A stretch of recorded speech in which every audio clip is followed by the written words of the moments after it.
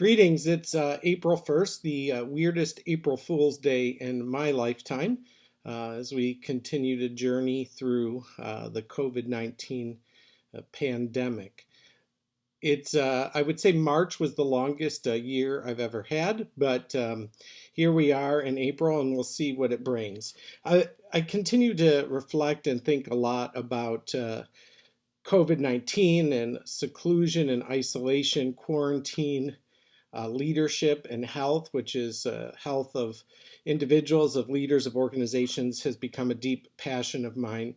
And there's just a lot of feelings that we all go through that none of us go through this without any joy. None of us go through this without any fears. Some of us fare better than others, and it's a journey. And so I just have seven kind of reflections on what we do with all these thoughts and feelings that we're having. First reflection is you need to feel the feelings. The feelings that we have, the emotions that we have, these are given to us by God. And we need to give ourselves permission to feel that that's normal, that that's okay. That part of this is a grieving process.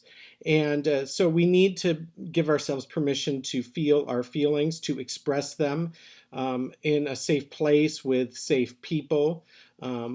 Lament is what happens when people ask why and don't get an answer. N.T. Wright did a great article in Time that you can find online that talks about lament, right? Pain is the rent we pay for being human. Suffering is our resistance to pain. Lament is our asking of why, which is a natural question, which is an okay question, which is a question that God can handle. So feel the feelings. That's the first reflection. The second thing, that after feeling the feelings, it's really important that you don't stay there. Even in good feelings, you need to make sure to tell yourself the truth.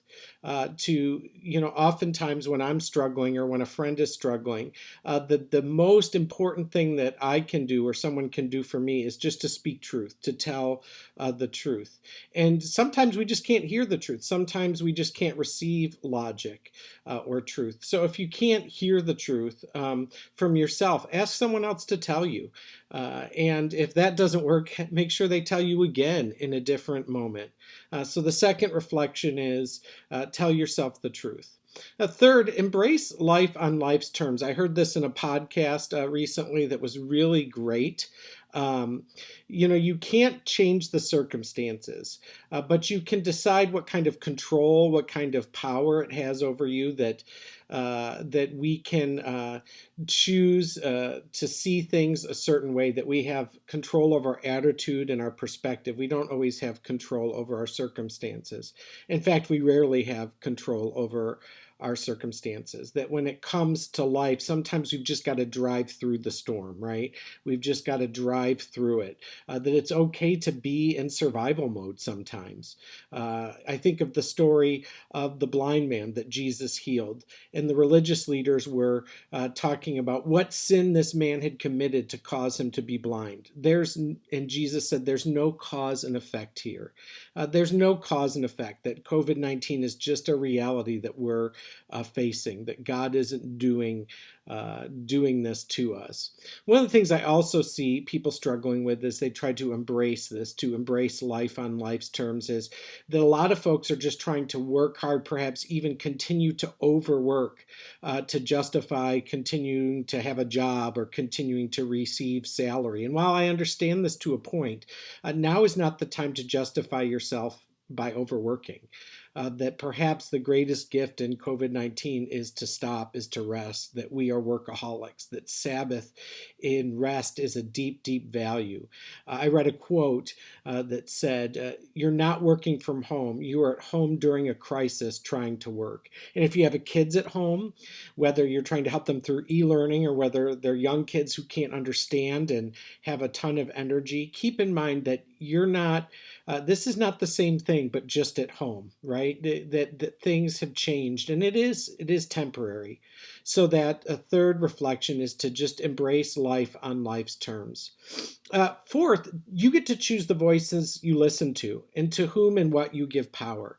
A good friend of mine challenged me with this years ago. Probably it's been 15 years.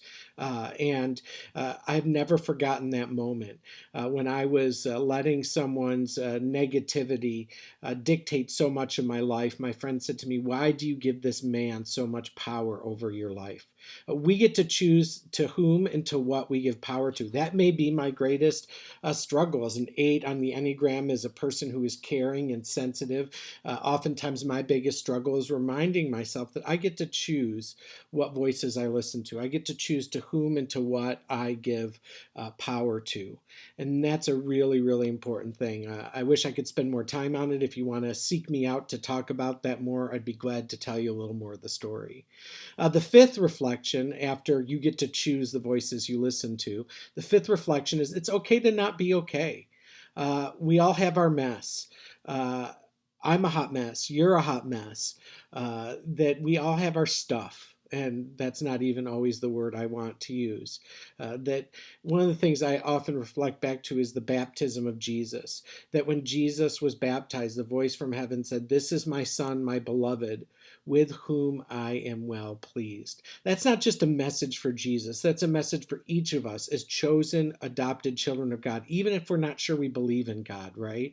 That we are chosen, beloved, adopted children of God, with whom he's well pleased, in spite of our mistakes, in spite of our sin, in spite of our poor performance, in spite of our negative emotions and reactions. So that fifth reflection is it's okay to not be okay. Sixth reflection is avoid big decisions that you don't have to make. Or any decisions that don't need to be made right away. One of my favorite authors, Bob Goff, said today in a tweet that decisions are often driven either by love or by fear. This is a time where we are being driven deeply by fear. We are a fear-based culture in the United States anyway, but even more so perhaps now. But this is an incredible opportunity to turn off the noise and to learn to be driven by love. So are you making decisions based on love or based on fear? And if you can't, it's okay to avoid decisions, to avoid big decisions, that this is a normal, natural time to be indecisive, even for those of us who are naturally decisive. So that sixth reflection is, avoid decisions if you can, if you're struggling. And seventh and final and most important, as I've said in almost every one of my kind of COVID reflections, is trust God. That the opposite of fear is trust. That the word faith, literally translated, means trust. That this is an incredible opportunity to trust God, to trust those that you love. That it's hard not being in control. It's hard dealing with uncertainty.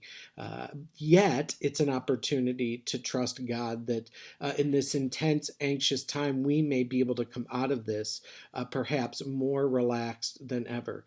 So those are just 7 reflections on the thoughts and feelings that we might have in this time. It's not complete. It's just what I've gathered in the last couple weeks, and just to kind of run through those again. 1, let yourself feel the feelings. 2, seek out the truth. Let others tell you the truth. Tell yourself the truth. 3rd, embrace life in its mess, on its terms.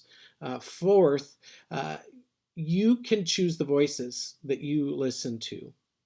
5th, it's okay to not be okay. 6th, it's okay to avoid decisions, especially the big ones. And 7th, and most important, trust God. My thoughts and prayers are with you. If I can be helpful, you can reach me through my website, revdrorange.com, as we journey together through this crazy season, which also presents incredible opportunities. Hope you and your family and friends and loved ones are well.